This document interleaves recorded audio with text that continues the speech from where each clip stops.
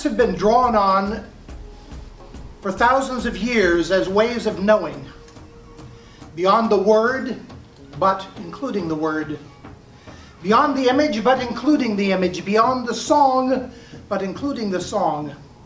The arts are pathways to our imaginations, keys that open rooms filled with wonder and possibility. Everything that children do is art, pretty much. So those kids that were playing on the beach are building castles. That's actually architecture, right?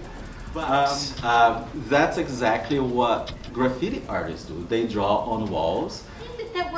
What are we really talking about when we're talking about transformation through the arts?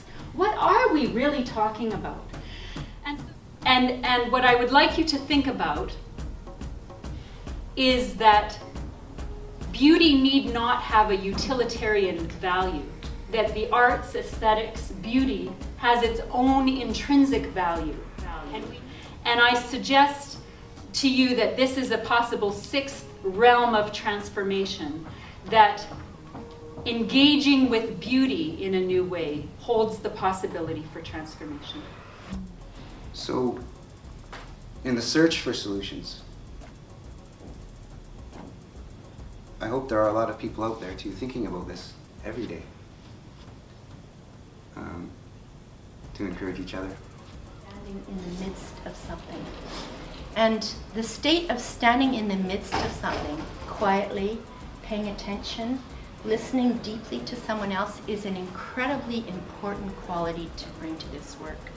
And you know, these arts, they touch us, they move us, they breathe in us, they live in us, they change us. And I think it's really important, you know, when you're here in the university, to be here fully with your whole beings, you know. As we're also talking today about the power of these tools to create change for communities, I think it's really important to acknowledge that these tools also have the power to create deep change within ourselves. It's amazing. So this is trying to embrace Van Manen's idea. This is to engage the audience so that you're engaging in that emotion of the thing, so that you can feel that. Now ladies, please listen.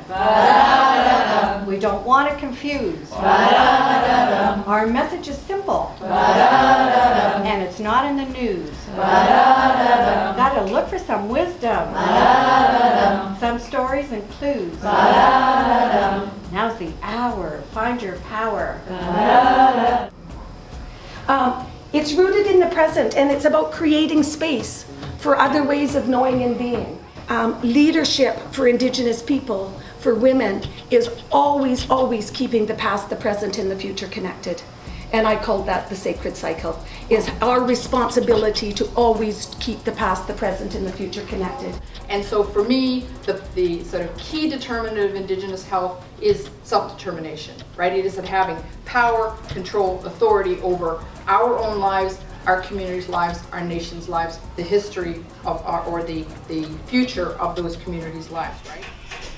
What cultural imprints are in my blood? Drama opens doors to transformative spaces. Opens doors to transformative spaces. I moved from the outside in. The outside in. Outside in.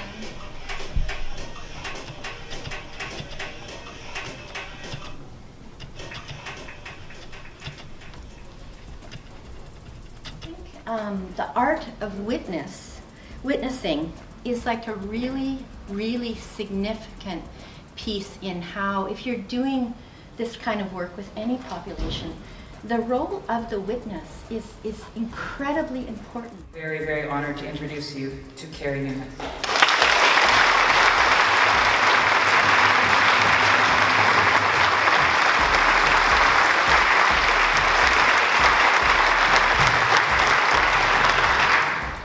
Good evening. Now, I set my mind to trying to figure out what I could do to create a true visual representation of the idea of reconciliation. And I was sitting there with my thinking cap on, and it struck me, I could make a blanket from pieces of wood, from pieces of rubble, from pieces of schools and churches and government buildings. And it didn't all come into me like that. It came first as pieces of residential schools. And my idea was that each piece would have witnessed some part of that history. And then when I compared that to the idea of reconciliation, I realized that it needed to have more parts of the story. And so we continued to add different buildings until we realized that really the best way is to just say, if you would like to take part, take part. And we spent the past year and a half traveling the country, meeting people, collecting stories, collecting pieces, and bringing them back here